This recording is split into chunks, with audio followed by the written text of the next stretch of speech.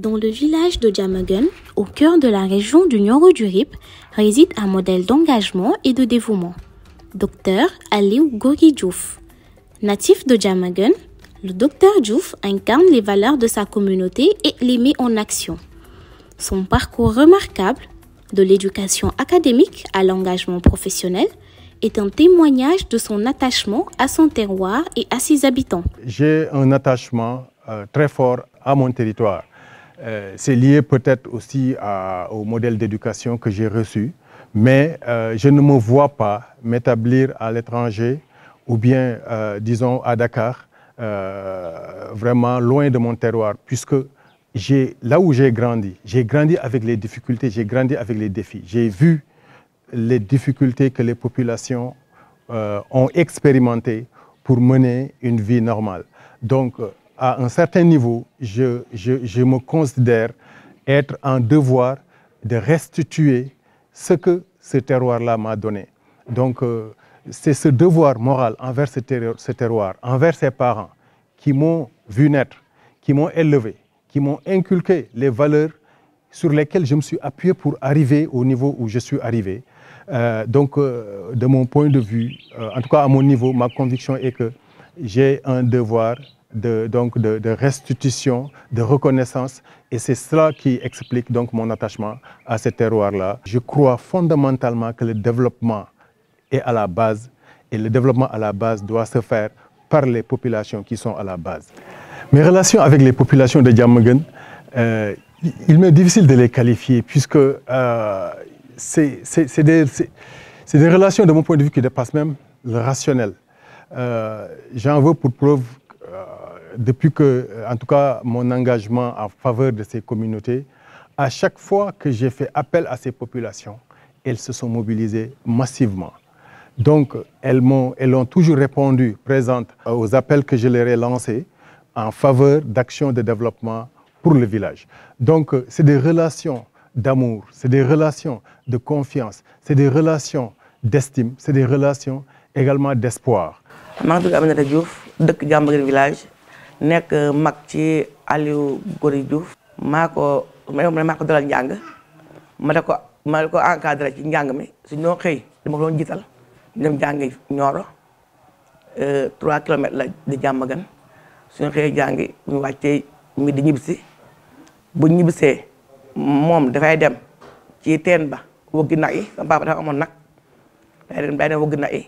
bu wëggi nag yi ba 3 heures jot 3 heures moins ñu jógee ko fii dem Nioro jàngi boo doon tamit njàng mi ak gétt gi ak tool yi dañoo newoon tool tamit jàmbaar la woon ci tool yi macha allah njàng mi tam jàmbaar la ci woon wax dëgg yàlla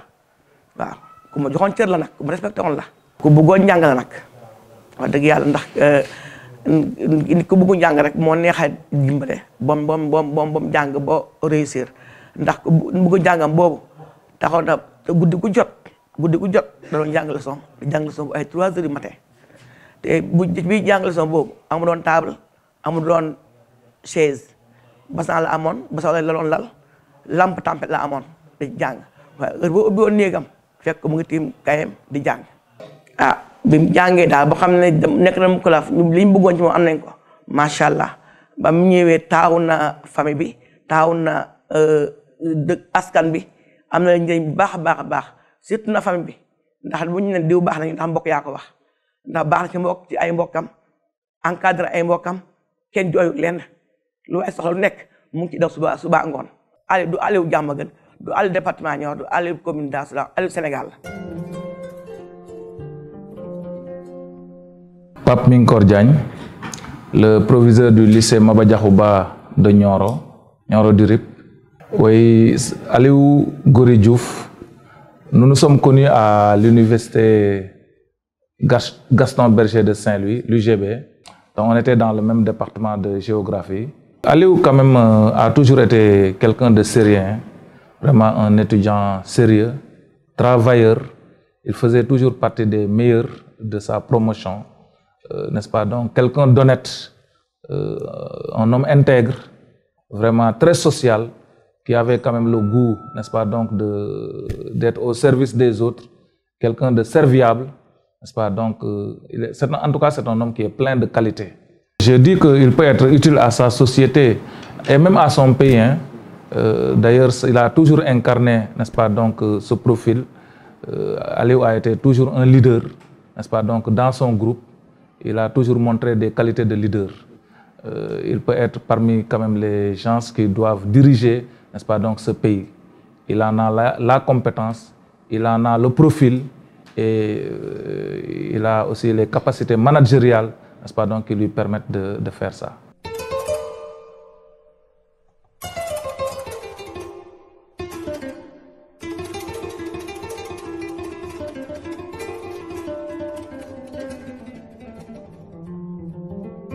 Le nom, c'est Ousseynou Diop. J'ai eu la chance de fréquenter cet établissement avec le docteur Aliou Gorgui Diouf. Et je suis revenu 36 ans après dans ce collège comme principal. Il me plaît de parler de ce haut cadre hors pair, un expert en environnement connu sur le plan international.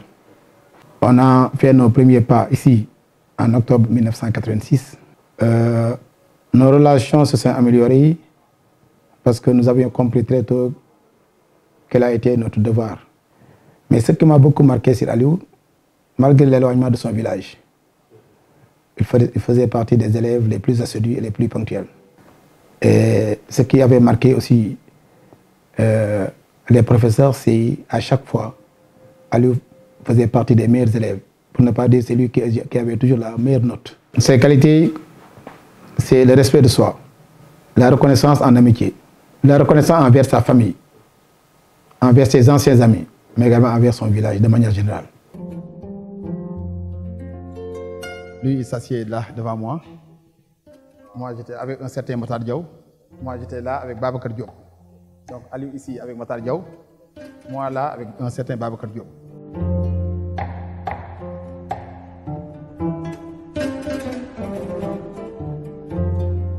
Imam Mamadou Moustapha Diom bu Diamaguène. Docteur Aliou Gorgui Diouf li ñu xam ci moom mooy yar ak teggin ak nangoo jàng nangoo liggéey ndax jamono bi nga xamee ne mu ngi fi nekk ndaw di jàng ci école yu ndaw yi ba bi muy demee ci école yu mag yi jamono bu jàngu rek mu ngi ci tool yi moog papaam ak ay rakam ak i magam loolu ci suñu kanam la mooy lu leer ba bi mu demee ci école yu mag yi saa yoo xamee ne wakaas am na it fii la koy defee nekk ci liggéeyu baayam dem boo amoon nañ ay génti nag yoo xam ne moo ci daan nekk di ko wëgg di dem di wuti ay mbopp fu sore sori di leen indil bu ñëwee fii daal dafay summi mbubbu diplôme ànd ak dëkk bi ci mbubb mi nga xam ne moom la ñu sol mu ànd ak ñoom ci loolu comme ni yonent bi sallallahu alayhi wasallam di wax ne xayru naasi anfa'uhum ki gën ci nit ñi mooy ki leen dàq jëriñ te moom amal nañu njëriñ lool xam nañ ne daal Sénégal am nañ doom joo xam ne yaakaar naa ne buñ demee ba ca kanam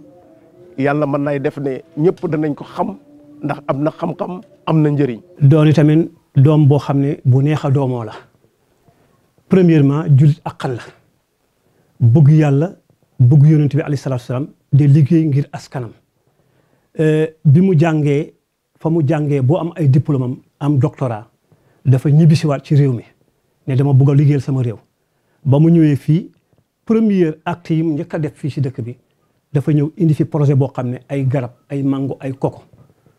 installé ko si dëkk bi yëpp. mu defaat beneen acte dajalewaat njaboot gi yëpp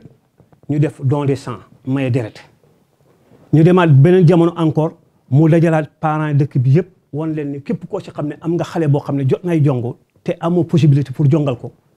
man indi naa projet boo xam ne fii damay jongal xale yi te du gratuitement. lu mu téeméeri njulli yu tegal mu jongal leen fii si dëkk bi ñu de leen soigné ba ñu wér amul kenn benn parent bu ci fay benn dëm ñu ne déet waaye encore mu indiwaat beneen projet boo xam ne embouche dégg nga ko pour yarum ganaar projet boo xam ne bi commune Darou Salam mu ngi doon 63 villages mais si biir 63 villages yooyu daf ci tànn ñaar fukki dëkk ak ñaar ne yéen jigéen ñi yéen la ñuy tànnagum jox leen projet bi dégg nga ko muy projet boo xam ne yarum ginaar lay doon su ngeen toppatooyee ba mu développé ba mu mel na war a mel ngeen joxaat seen yeneen naataango noonu la projet bii demee te du ngeen fay benn dërëm. kon docteur daal yéene nañ ko loo xam ne lii tey si tey suñu jëmmi bopp ñun mënuñoo wax sax liñ ko yéene yëpp waaye yéene nañ daal mu doon koo xam ne fan wu gudd ànd ak wér ak garaat bu dooleeku ndax xam nañ ne moom du koo xam ne comme politiciens yi nga xam ne dañu ñëw wax la te duñ jëf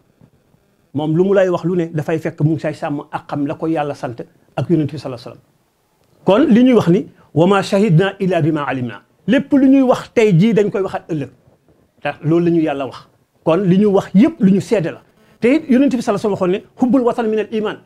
bugg sa dëkk ci gëm yàlla la bokk bugg sa réew ci gëm yàlla la bokk docteur ku gëm yàlla ku bugg yàlla ak yonent bi la julit ak xal la boo xam ne ku bugg lu baax la dëkk bi amul ku fi am xew mu yëg ko te ñëw def ci participation kon alhamdulilah rabbil alamin bi nga xamee ne moom yàggoon na ne du politique ndax lan ni mu gisee politique ci Sénégal nga xam ne dañu lay wax lu neex wax ju neex ju mel ni suukar ak lem te duñu ko def mu ne man duma politique mais ñun doomu dëkk bi ñoo ko forcé da ko forcé ne ko nag comme am nga xam-xam bu ñu toll da ngay ñëw dugg ci politique bi ndax ñu xam la ndax état xam yow yaay kan nee ko xam ne am naa doom ju mel nii doom joo xam ne doctorat la boo xam ne bi si wàllu développement ci la yëngutu su boobaa dina am foo xam ne fii état dana la jël nga faral ko fa nga gën a doon suñu yokkute si noonu la ko xale yi toppee da ko topp ba mu wëcc ko ba mujj gi mu ne nag comme mënatumay te samay bokk danaa ñëw fekk si leen courant bii nga xam ne dugg na si dëkk bi grâce docteur Aliou Diouf moo ko dox da ko dox ba courant wàcc si dëkk bi xaritam ay naataangoom yoo xam ne ànd na ak ñoom jàng ak ñoom ba ñu xamante ak ñoom mu ñu doon ay boromi xam-xam yoo xam ko ci dëggoom ak melokaanam ak buggu réewam ak buggu dëkkam ñu toppatoo loolu ba courant ñëw fii si Diamaguène mu doon koo xam ne doom ju buggu mbokk la doom ju buggu dëkkam la doom ju buggu réewam la ku buggu askanu Sénégal ñun dañu koy damoo kon daal alhamdulilah rabbil alamin ñu ngi sant yàlla de wana président de la république ne am nañ doom joo xam ne ji di nga ko Sénégal boo Sénégal daj di nga ko moo ko itteel liggéeyal réew moo ko itteel mu ngi tëgg ay projet ci biir dëkk bi ci biir réew mi fu ne di nga ko kon kooku bu ñu see wax dëgg yàlla tàllal ñu loxo ne Sonko laa bëgg ñu jàppale ak Diomaye dëkk bi yëpp a mobilisé wu ne ko dañ la wateel 100% te nañ ko waxee noonu lañ ko defee. À travers son engagement et son dévouement, le docteur Diouf inspire chacun de nous à jouer un rôle actif dans le développement de nos propres terroirs. Son histoire est un rappel puissant de la capacité de chacun à faire une différence, peu importe d'où nous venons. Man la Fatoumata Cissé Fass Kër El Hadji Katim nekk fi relais en plus bàjjenu gox di wax ne lu ñu xam si docteur comme d'habitude rek mënuñu wax yëpp parce que docteur dafa nekk nit koo xam ne ku yaatu la ku laabiir la ku yéene nit ñi jàmm bëgg mbokk bëgg jigéen ñi torop depuis mu dugg suñu commune bi ba léegi waxuma la suñu département ba léegi li muy yóotu yeggagu fa waaye li muy def mel ni na docteur dépassé na li mu bëgg parce que mu ngi jàppale jigéen ñi en plus de jigéen ku ko jàppale nga góor ñi jàppale nga njàngu xale yi jàppale nga ñëpp parce que tey projet bi nga xam ne si lañu docteur dugal nii feeñ na si biir kër yi feeñ si comportement yi feeñ na si njàngu xale yi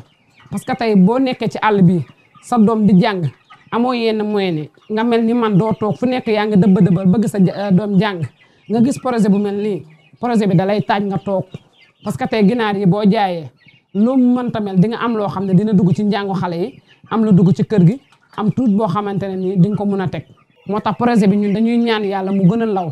docteur projet bi mu fi andi projet bu am njëriñ la dañuy wax bu ñëpp jaayee kan mooy jënd mais bu ñuy nekkee ci ginaar boo financé ñeneen dañuy nekk ci leneen nga jox keneen mu nekk ci leneen man maa ngi ñaan yàlla man balaa ñaari at ngeen fii ñëw dëkk bi groupement boo dugg ñu ne la docteur moo ñu jox le te incha allahu rabbi ni ma ko waxee nii tey dina ko amee parce que docteur yàlla dana ko fay xolam dafa oyof baax yaatu laabir yéene ñëpp jàmm. maa ngi tudd Fana Ndaw dëkk fii si Amdalaay mu ngi bokk commune Darou Salam. Aliou Gory Diouf maa ngi koy nuyu di ko sant di ko gërëm ndax Aliou Gory Diouf man di ma xamanteeg moom ba léegi gisuma si benn pertement avantage rek laa si gis wax dëgg yàlla sant ko daay doy te gërëm ko ndax bu ma jàppanteeg moom ba léegi yàgg na yàggul ndax ay mbokk lañ xamante wuñu woon waaye si lii lañ xamante depuis ñu xamante ba léegi nag moom alhamdulilah. projet bii mu ñu dugal jëlee na moom fu sori yóbbu ma fu sori yokkut rek lañ si gis yarum ganaar yii wax dëgg yàlla sant nañ si yàlla ndax gis nañ si suñu njëriñ waaw si ak suñu njëriñ ñoom dëkk ak njëriñam gox bi yëpp ndax fi ne ñun ñu ngi see faju suñu waa kër yi ngi si faju dëkkandoo yi ñëpp a ngi si am jàmm ndax fu si am xew wala nga am gan bu la bett soo ñëwee fii da ngay am ganaar Aliou daal lu may defal ko mooy ñaanal ko yàlla na ko yàlla yokk yëkkati ba sa kaw mu teel ko boppam li mu bëgg si réew mi ak li mu bëgg si gox bi ak commune bii yàlla na ko si yàlla jàppale ñu si ñun ñëpp. autorité yi maa ngi leen di ñaan ñoom tamit ñu jàppale ñu Aliou Gory Diouf ndax jàppale ko mooy jàppale ñu Aliou Gory Diouf ku ko jàppale mu jàppale ñu ndax fi ne nii lii nii mu ngi ko jëlee ca réew yi ba mu ko jëlee daf ko xëcc indi ko ba ci commune am bii mu indil ñu ko ndax ñun amuñu woon xëy amuñu woon gont lii moo ñu ko indi. mimine e Dibor Thior gen bin bujiwure ikoy Aliou en ten kino paaxo kino yaru o kino cegu diine o kino ha bugna goxum a buga tamit développement kam gox ne kam Sénégal kam région Kaolack département Nioro commune Darou Salam arrondissement Paoskoto gox Aliou ref mena jala fa in na wàllu développement fe nu nga aten ken nga na ten nu laykatano ten nu nga anana qoox nuun yaam nu nga a projet ne Aliou atun meen poulailler ne eta atna meen rew xarɓeen ɗik tena xotu kam commune ne in rooga fokatun bo a taxa i content no ten torop yaam Aliou ka fiyana in mayu ka andoona yee ka i nga'nayo ta jeg o njiriñ na in Aliou wetana in projet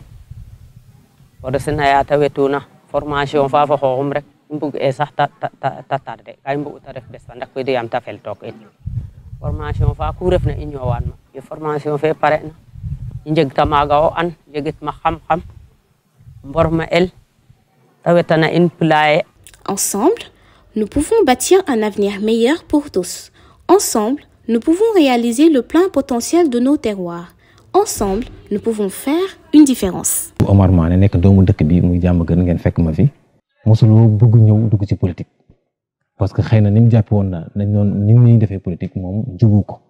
moo taxoon mosul dugg ci politique yàlla def na nag ñuy waxtaan ak moom muy ay mbokkam di ay xaritam di ay am di jàmmam di waxtaan ak moom ba si yàgg ñu convaincre d'une part